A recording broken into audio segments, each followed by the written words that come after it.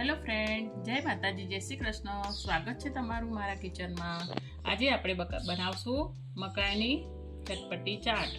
ફક્ત 5 જ મિનિટમાં આપણે તેને બનાવી શકીએ છીએ અને સાંજના જો થોડી ભૂખ લાગી હોય તો આપણે એને ખાઈ શકીએ છીએ.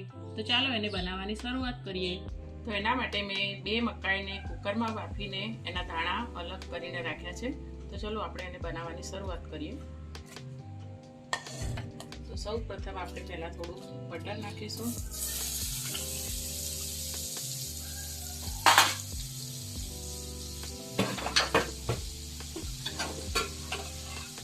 નાની ચમચી ઓઇલ નાખીશું એટલે આપણે બટર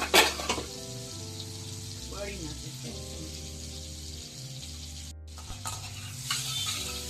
બટર આપણું મસ્ત થઈ ગયું છે. હવે આપણે જે મકાઈના દાણા રેડી કરીને રાખ્યા છે એ નાખી દઈશું.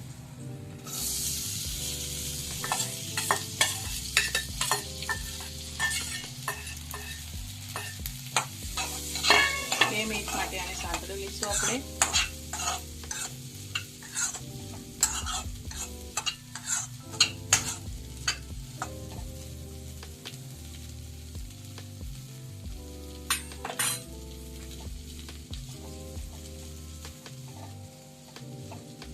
મિત્રો, ચોમાસામાં તો આપણે મકાઈને બાફીને શેકીને કે ચાટ બનાવીને પણ ખાઈ શકીએ છીએ, પણ જો તમે આવી રીતે ચાટ બનાવીને ખાશો ને બટરમાં શેકીને તો ખૂબ જ મસ્ત એનો ટેસ્ટ આવશે. બટરમાં સારી રીતે મકાઈના દાણા કોટ થઈ ગયા છે.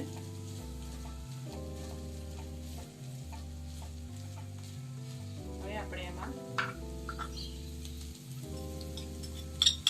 1 ચમચી ચાટ મસાલો, 1 ચમચી સંચળ પાવડર, 1 નાની ચમચી લાલ કશ્મીરી મરચું પાવડર નાખીને સારી રીતે બધું મિક્સ કરી દઈશું.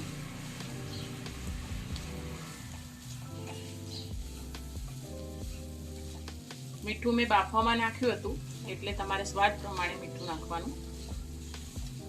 સંચળ પાવડર મેં નાખ્યો છે અને ચાટ મસાલામાં બી મીઠું હોય છે એટલે હું મીઠું અત્યારે નથી નાખ્યું. બસ મકાઈના દાણા આપણા સારી રીતે કોટ થઈ ગયા છે. હવે ગેસની ફ્લેમ બંધ કરીને એમાં આપણે 1 મીડિયમ સાઈઝની કાપેલી ડુંગળી એડ કરીશું.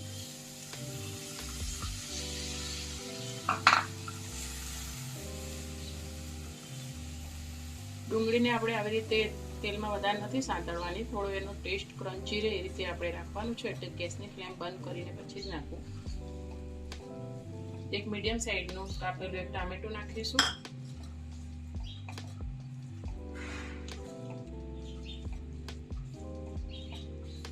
આમાં કેપ્સિકમ નાખવું હોય તો એ બી અત્યારે નાખી શકાય.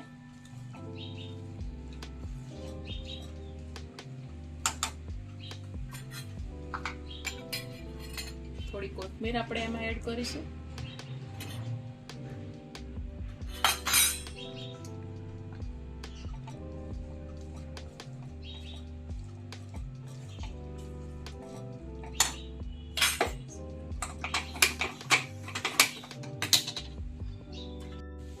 જો આપણી ચાટ બનીને તૈયાર થઈ ગઈ છે. હવે આપણે એને સર્વિંગ બાઉલમાં સર્વ કરી દઈએ. આમાં આપણે અડધા લીંબુનો રસ નાખીશું.